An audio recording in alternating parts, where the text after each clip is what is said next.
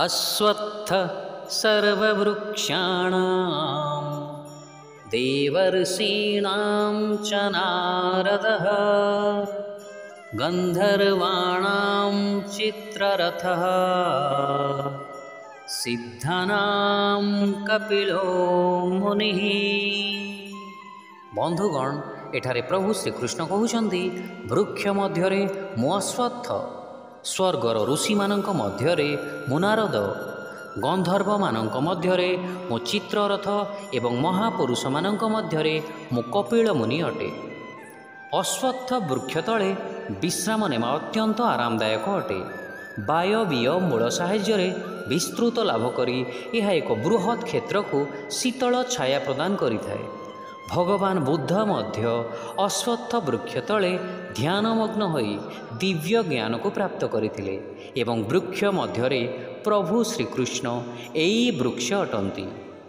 देवर्षि नारद अनेक महापुरुषंकर गुरु अटंती, जेपरि वेदव्यास, वाल्मीकि, ध्रुव एवं प्रह्लाद महाराज। एही समस्तंकर गुरु देवर्षि नारद अटंती।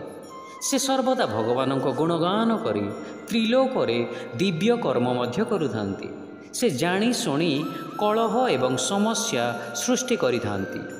सेथिपाई लोके भूल वशतः तांकु कलह प्रिय व्यक्ति बोली मने करिथांती, किंतु से उच्च कक्षर व्यक्तित्व मानक मध्य मन को शुद्ध करिवार उद्देश्य रे कलह को सृष्टि करती, जार परिणाम आत्मनिरीक्षण एवं आत्मशुद्धि अटे।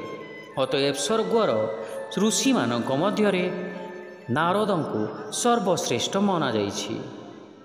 गंधर्व माने गायन कलारे निपुण होइथांती एवं सेमानक मध्यरे श्रेष्ठ चित्ररथ अटंती एवं गंधर्व मध्यरे कृष्ण चित्ररथ अटंती।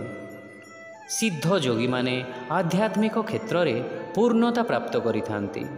सेमानक मध्यरु कपिल मुनि सांख्य दर्शनर प्रणेता थिले एवं से भक्ति योगर श्रेष्ठता मध्य प्रतिपादन करथिले, जार विस्तृत वर्णना श्रीमद् भागवतर 3 अध्याय रे अछि। से भगवानंकर अवतार थिले एवं सेथिपाई श्रीकृष्ण तांकु निज ऐश्वर्यर विशेष परिप्रकाश भावे सूचित करुछन्ति। शिक्षा समस्त वृक्ष मानक मध्यरे मु अश्वत्थ वृक्ष अटे। स्वर्गर ऋषि मानक मध्यरे मु नारद, गंधर्व मानक मध्यरे मु चित्ररथ एवं सिद्ध महापुरुष मानक मध्यरे मु कपिल मुनि अटे।